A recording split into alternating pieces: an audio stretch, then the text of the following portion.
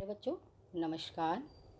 आज हम आपकी कृतिका भाग 2 पाठ माता का अंचल लेखक शिव पूजन सहाय द्वारा लिखा गया इसके महत्वपूर्ण प्रश्न करेंगे। मैं इन प्रश्नों को आपको समझा रही हूँ, ठीक है। सभी बच्चे ध्यान से सुनेंगे, समझेंगे। पहला प्रश्न है, प्रस्तुत पाठ के आधार पर यह कहा जा सकता है कि बच्चे भोलानाथ अपने पिता से अधिक जुड़ा था, फिर भी वह विपदा के समय माँ की शरण क्यों लेता है? उत्तर, जैसा कि पाठ के आधार पर और सामान्य रूप से माँ बच्चे की जन्मदाता और पालन पोषण करने वाली होती है। स्वाभाविक रूप से बच्चा माँ के अधिक निकट होता है और उसका माँ से अधिक लगाव होता है। माँ भी एक बाप की अपेक्षा हृदय से अधिक दुलार प्यार करती है। वह बाप की अपेक्षा बच्चों की भावनाओं को अधिक अच्छे से समझ लेती है। माँ का अपने बच्चे से आत्मिक प्रेम होता है। बच्चा चाहकर भी माँ की ममता को नहीं भुला सकता। यह भी सत्य है कि एक बाप अपने बच्चे को बहुत अधिक प्यार दे सकता है, लेकिन एक माँ का हृदय वह कभी नहीं प्राप्त कर सकता। माँ हृदय से कोमल होती है। माँ के हृदय में वात्सल्य होता है, ममता होती है।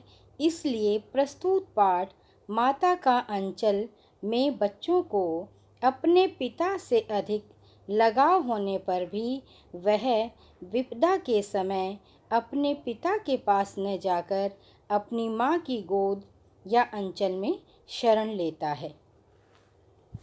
समझ आ गया बच्चों आपको ये प्रश्न? अब दूसरा प्रश्न समझा रहे हैं। आपके विचार से भोलानाथ अपने साथियों को देखकर सिसकना क्यों भूल जाता है?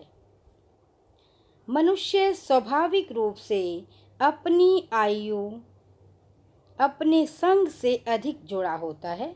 वह प्रकृति के साथ भी जुड़ा होता है। वह मन से अपनी हम उम्र की संगति ही लेना पसंद करता है।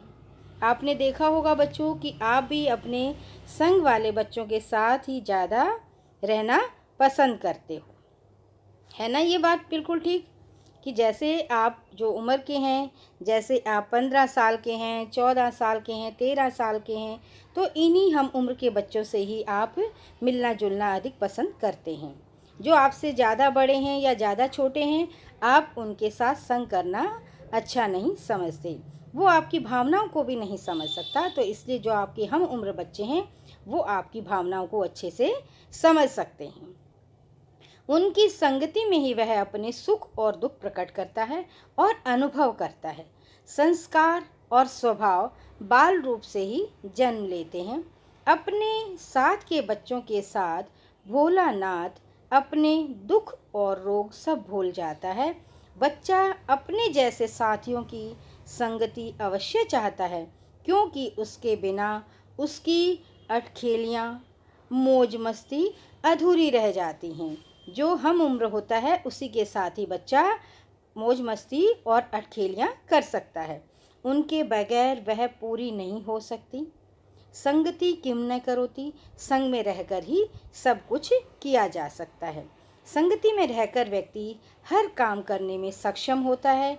इसलिए भोलानाथ अपने साथियों को देखकर वह रोना सिसकना आदि सब भूल जाता है, क्योंकि मनुष्य की प्रवृत्ति है ना संग में रहना। वह इसलिए क्योंकि मनुष्य एक सामाजिक प्राणी है जो समाज में साथ रहना ही पसंद करता है। समझ आ गया बच्चों? धन्यवाद सभी बच्चों को।